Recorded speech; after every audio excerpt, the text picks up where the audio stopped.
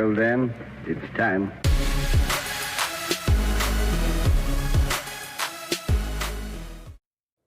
If your idea keeps getting, love and attention, but you're not bringing in that paper and making that money, think about it. It's not always the idea, it's your translation of what that idea is and that solution for others.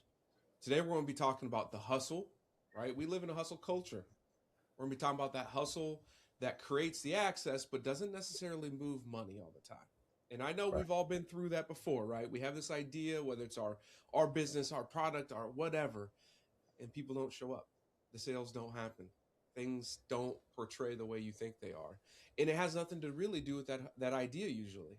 It's how they came, how you reached out, what happened in that situation. So, without further ado, we're going to keep rolling. Obviously, everyone, this is Gabriel. I know he hasn't been on for about a year now, but he is now part of the Yeah. collective. He is back.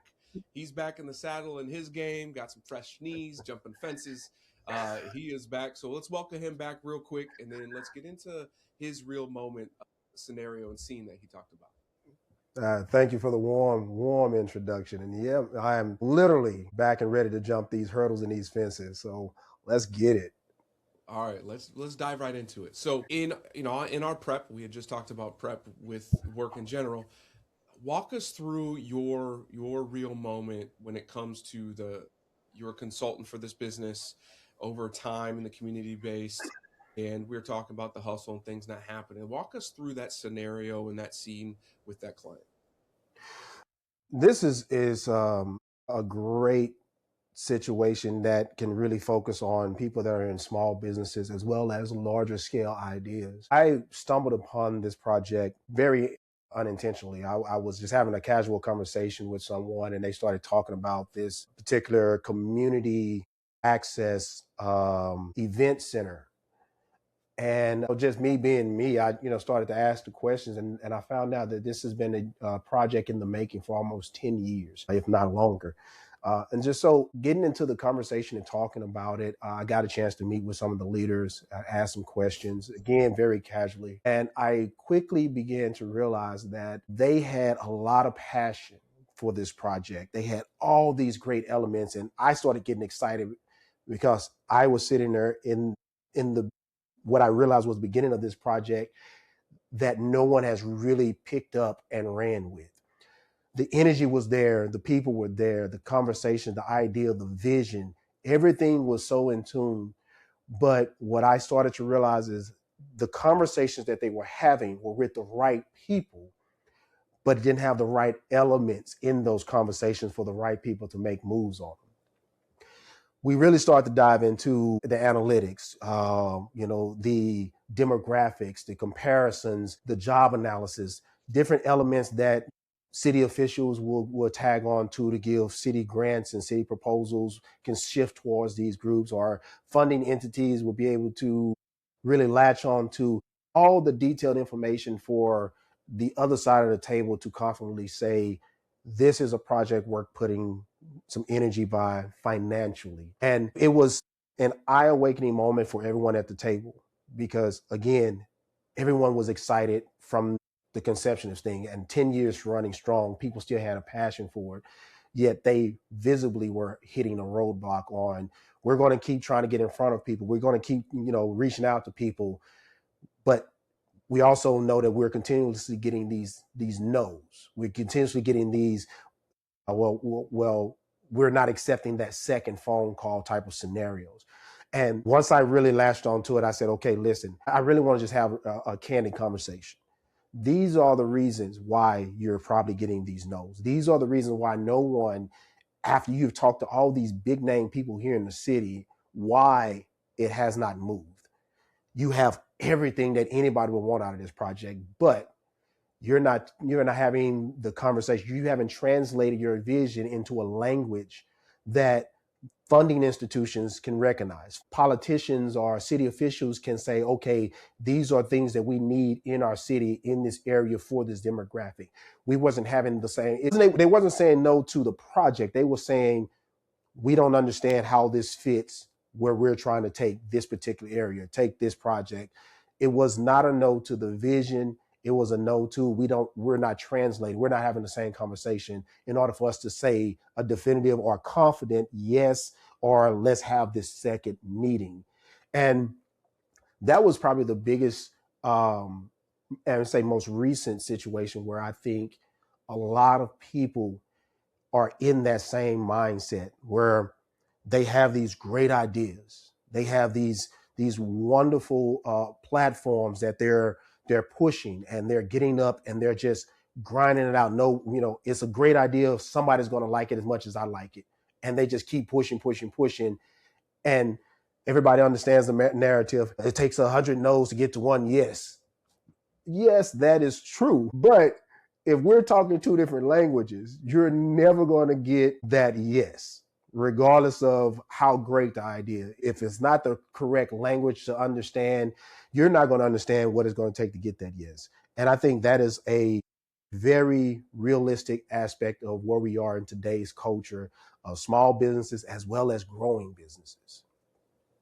I would agree, and I would sum it up as a vision without numbers is just a motivational speech. You know what I mean? Like That's we it. all can do the motivational speeches and give everything we have and speak our vision, but if you don't have that ask or you don't have that mechanism, then Mm-hmm.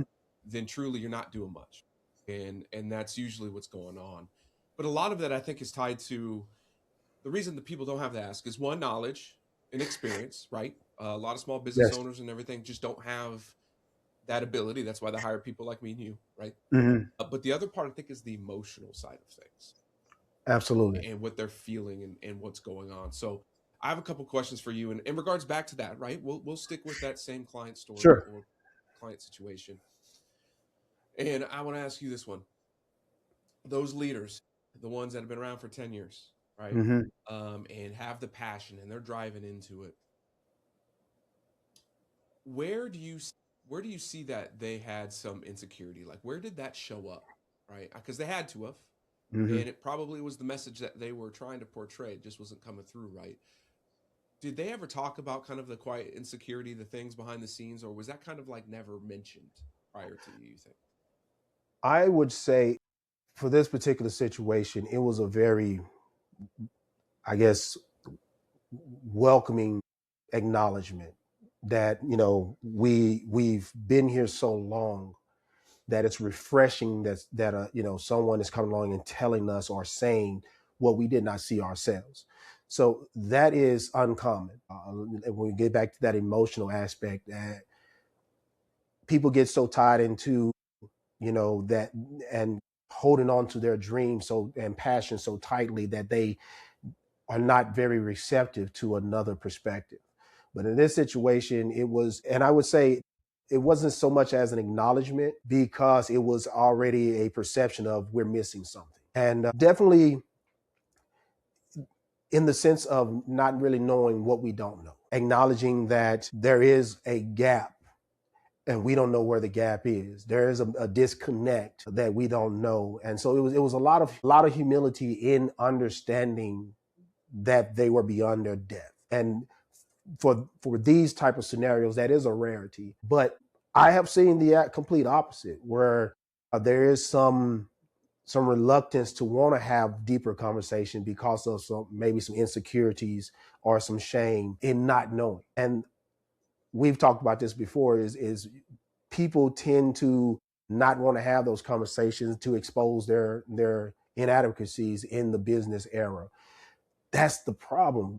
People have great ideas all the time, and your lane may very well be that great idea. It is not always meant for you to be, the great inventor as well as the great marketer and all these other things. It makes me think about, many years as a musician, we used to always talk about how late, some of our late great musicians, how they had to have managers because they were just so gifted in music that they didn't understand the music business. And so they got robbed a lot of times because they didn't understand the business. It happens like that a lot now, where we have people that have great talents. They're exceptional in their field or their expertise or whatever they've created. It's okay not to be also business savvy. It's okay not to understand that conversation that needs to happen on the other side of the table. And that's why there is an industry such as the industry that we're in. And for this particular situation, I was grateful for how candid everyone was with receiving the information, because once we actually started talking and I actually chose to join the team to push this thing forward, everyone was completely re-energized. And that's really what you want. You want a team that has that vision, but also when they see the pieces start coming together, they're 10 times more excited than they were before they had the vision in the first place. And that is more than any, seeing that come to pass is one of the most rewarding things you can really ask for. Yeah, absolutely. In your situation, what's really nice is they weren't necessarily avoiding like, hey, we need to bring someone in and help. They just didn't know, right? They just didn't Yeah, know any better. you know, that's it. I see it both sides. I see a lot of people just avoiding it because it's their baby. I see a lot of people avoiding it because of a cost. But then the Mm-hmm. other side of like they just didn't know. What shift happened when you were working with them? At some point, there was this aha moment. Something happened, right? The shift happened that they then woke up and saw this is what we didn't know. Do you remember when that was, and maybe like what you said or how that worked out? It was actually when I put all the numbers on paper. That was the moment. I remember listening, one of the leaders telling me, wow, this is detailed. You know, and before we got to me actually putting together the full proposal to present to funding institutions, we were talking about how we were going to deliver the information. And so as I'm going through all the questionings, I'm digging and I'm asking questions and so forth. And one of the you asked me, so do you think we're going to have trouble getting this information? And my answer was no, I don't think we're going to have trouble, because once we put this business proposal together with the ideal and vision that you guys already have in place, this is a no-brainer for anybody. And so after I finished crunching all the numbers, doing the market analysis, the demographic analysis, doing comparisons, doing the metrics on the job analysis and job creations, all these little things that I knew were going to be needed. And I said it in front of them. It was, here we are with this 20-page proposal. That was that moment where everyone was like, wow, okay, we would not have got here. And I say that was the reception of it. Now, would they have actually got there? Absolutely. At some point, someone would have finally stopped them. But the question would have been, would they have got there too late? And that is probably the biggest thing that we often see is people ask for help too late. They get to the point where they finally have exhausted every aspect, every direction, every inch. They've exhausted themselves, every resource they have, and now they're ready to ask for help, and the market is not receiving it. Now, there's something that's in the way now that's obstructive in a manner that is not so easily moved, that did not exist a couple months ago, a year ago, or so forth. And so for this situation, greatly, what I'm seeing in the landscape is absolute perfect timing, but that is not always the case. No, it is not. But ultimately, what you allowed them to do and what you said to them, I'm gonna spit it in my athlete type voice is you told them you didn't fail, you just outgrew your playbook. And I have a different set of playbooks, right? Your playbook might be too Absolutely. small. Mine's really big, right? So they just outgrow that. And that is a natural thing that all business owners go through. You Absolutely. only are able to do so much because that's all you know, that's whatever it is. And so that's why you bring someone else in because they can expand that because they've Yes. had the experience. Their playbook is bigger. But I appreciate you doing that. So you had said that the time isn't always now, but it's 2026 and there's a lot of things going on, right? That's a lot. Things are happening, both good and bad, a different cycle change. What do you think primarily now for business owners is the difference for them in this year, right? Got a lot going on. I know that, but like what would you say in 2026 these decision makers need to jump on board with so that way they don't end up deciding too late or their opportunity doesn't pass them by? I think the biggest thing now is access. Access to resources are such at your fingertips with social media, with just the internet in general. You don't have to go far. One late night can really fill your playbook. I mean, and then we start factoring in AI. It is endless how much access you can provide yourself with your own level of research. With that access being so readily and available, the other side of the table, the decision makers that you need to get in front of now, they're very, very particular about what they put their hands on, what they fund. They don't want to know that you have the passion to do it. They don't want to know that you have the ability to do it. They want to know all the minute details. What is your strategy? What is your plan? What is your contingency in this volatile market that we're in nowadays? Everything is from political to the financial sector to socioeconomic disruptions. There are so many things that can change how your business operate overnight. And these financial institutions, these lending sources, they want to know that you are prepared, or at least that you have a game plan if there's a disruption. They may not want to know your every single move, but they at least want to know that you are absolutely prepared.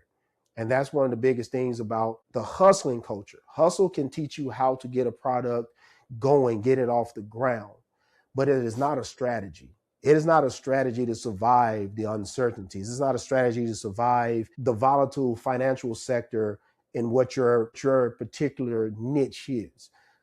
You got to have that strategy. And in order to get your business to grow and go to the next level, these institutions want to know that you have a strategy in place. They do. And let's be real, visibility is cheap, but the viability is expensive. And that viability is the strategy. You have to be able Absolutely. to prove that you can be viable for 3, 5, 10, whatever, whatever your situation is. If you can't prove that, they're not going to fund it. And I would go back to what you're talking about with AI, and the amount of resources we can get to is it's overwhelming actually at this point. I would Mm-hmm. assume for a lot of people. But that also information is easily available for anyone who's doing the funding side of it too, right? So Absolutely. that means they can be so picky and pick apart everything. To me, it's actually harder nowadays to Mm-hmm. get those fundings because everyone's pitch is so good, right? It Yes. truly is, everyone's pitch is so good. The difference though, difference is always this. It will always be this, people. It's you. You are the difference. Your Yes. ability to deliver, your ability to have that relationship, your ability, whatever it is, it's you. It's not always what's on paper. It is not always, you know, the next thing. It is you. So you got to remember that as well. Let's get into one of my favorite, I guess, segments we do, and that's the noise versus the truth. And so we'll do a little rapid fire myth busting here, and I'll just say what the noise is, and you just whatever you feel, you say. Okay, we only got a couple of them today. All right, Okay. first one. If the vision is strong enough, someone will fund it. I mean, that is definitely a big statement that a lot of people with great ideas hear. If it's a great vision, you just keep pushing, banging on the door, someone's going to fund it. But it all comes back to that strategy.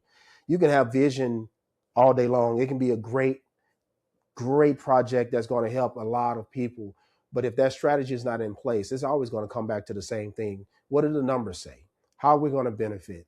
The decision makers are going to want to know that you've taken the time to really do what you needed to do. Again, that hustle is going to get you the access, but that strategy is going to let people know that you're ready to make moves.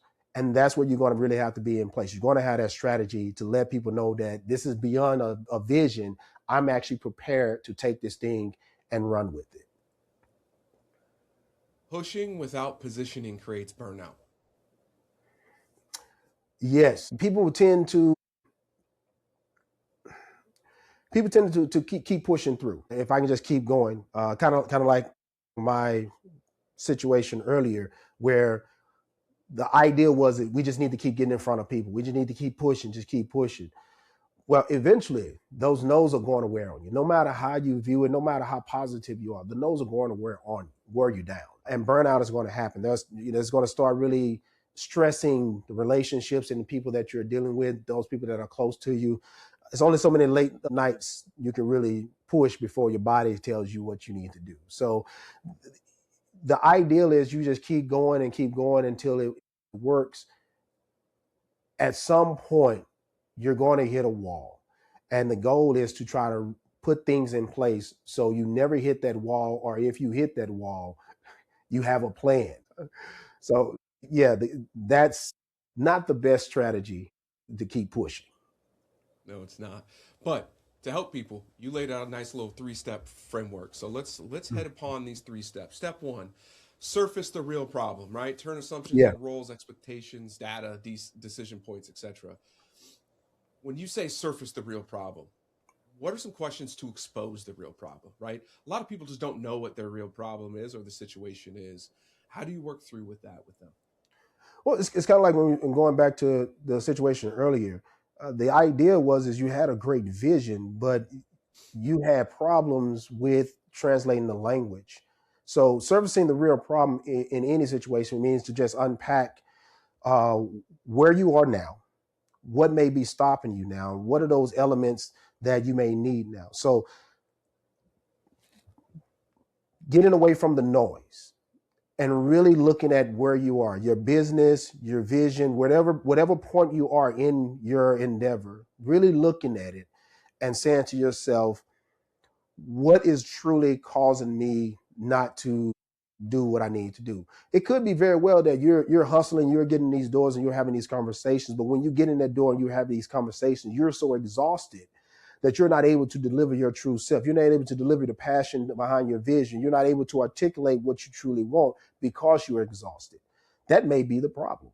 It may very well be that how you are positioning your social media campaign, we look at from the world of social media now, exposure is everything. Just get it out there. Well, sometimes getting it out there is not really the best answer. Sometimes it may just be getting it to the right people with the right information. Everybody don't need to see it. Everybody don't need to know it in the same capacity.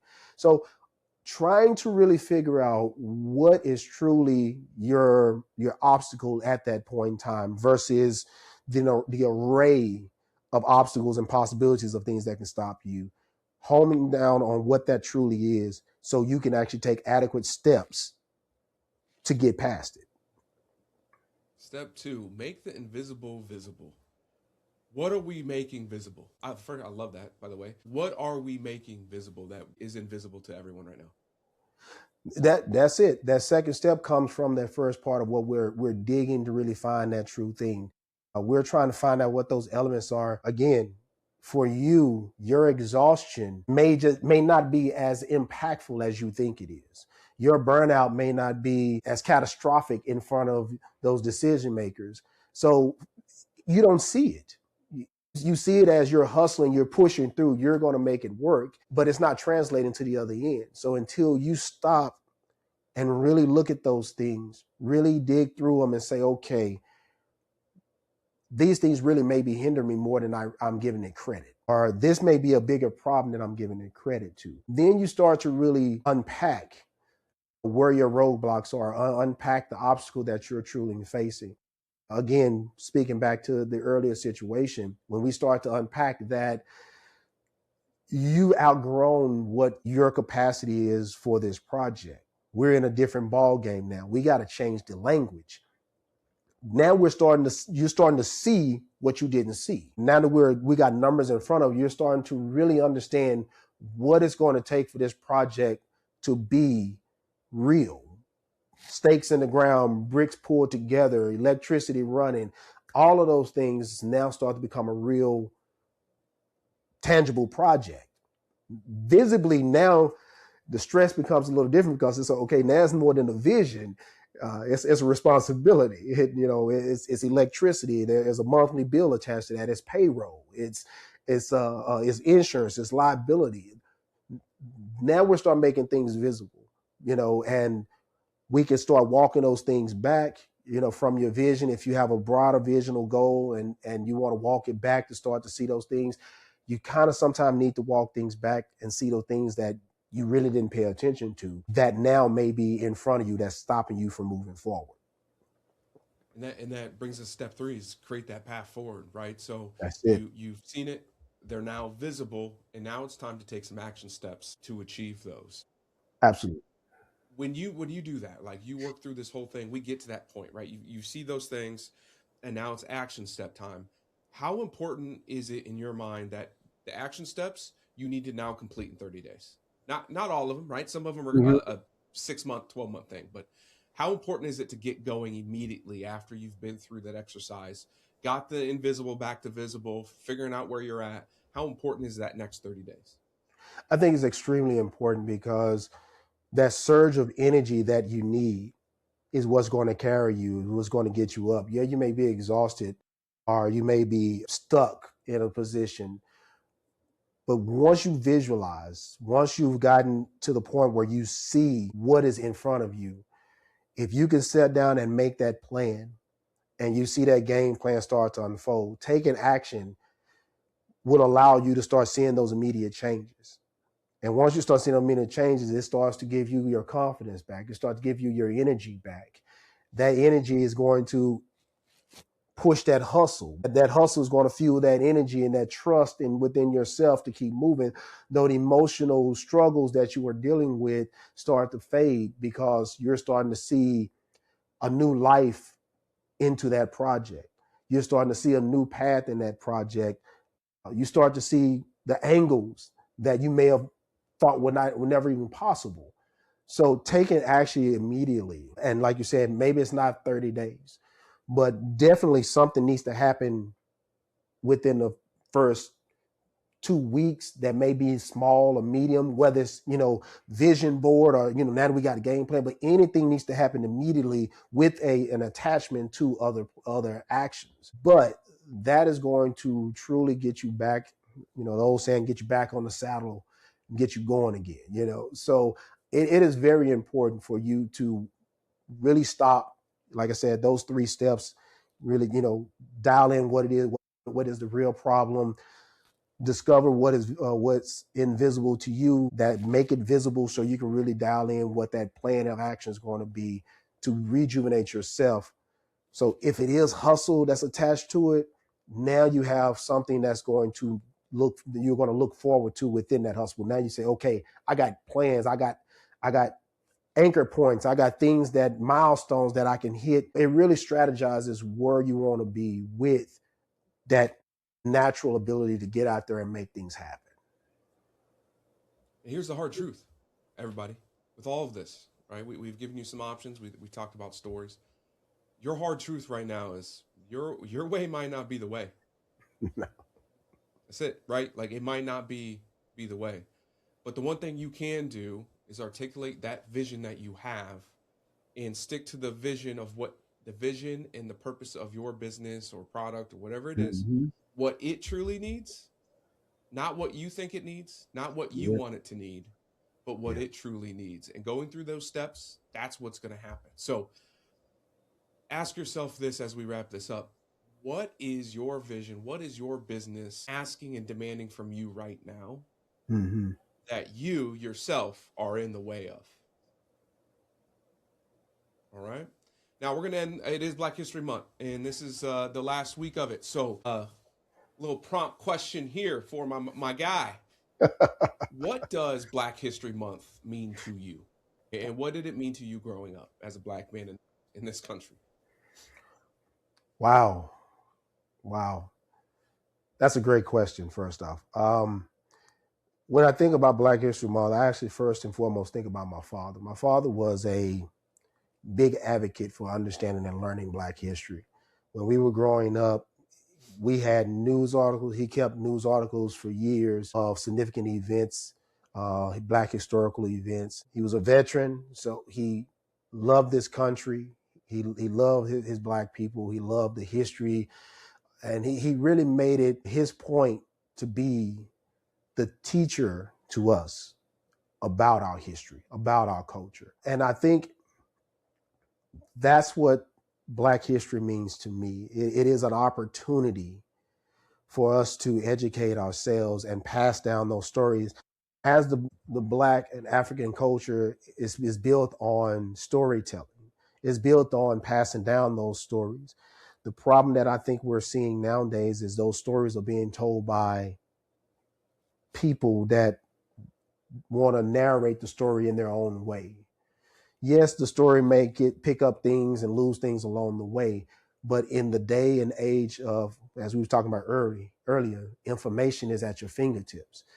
The story doesn't have to venture too far because you can go and learn the story in its detail now. You don't have to take someone's word for it. And if you choose to tell that story, I think it is your responsibility to educate yourself fully about that story or the histories that we have to tell and pass it on. That's most important to me. And this month is designated for storytelling.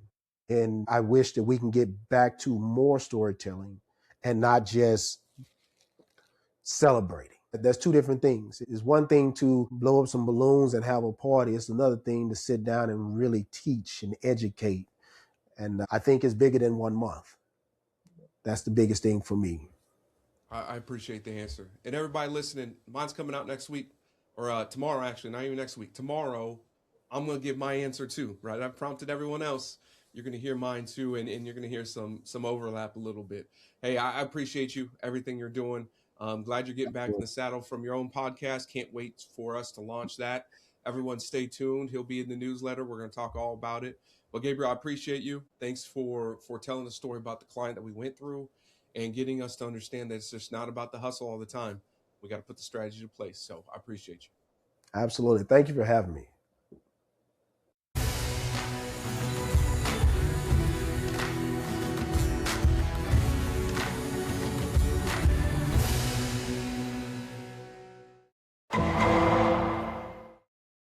The preceding program was sponsored by Black Mammoth. Any awards, rankings, or recognition by unaffiliated third parties or publications are in no way indicative of the advisor's future performance or any individual client's investment success. No award, ranking, or recognition should be construed as a current or past endorsement of Black Mammoth. Information regarding specific awards, rankings, or recognitions is available on the Black Mammoth website, www.blackmammoth.com. All investment strategies have the potential for profit or loss. Investment strategies such as asset allocation, diversification, or rebalancing do not assure or guarantee better performance and cannot eliminate the risk of investment losses. There are no guarantees that a portfolio employing these or any other strategy will outperform a portfolio that does not engage in such strategies.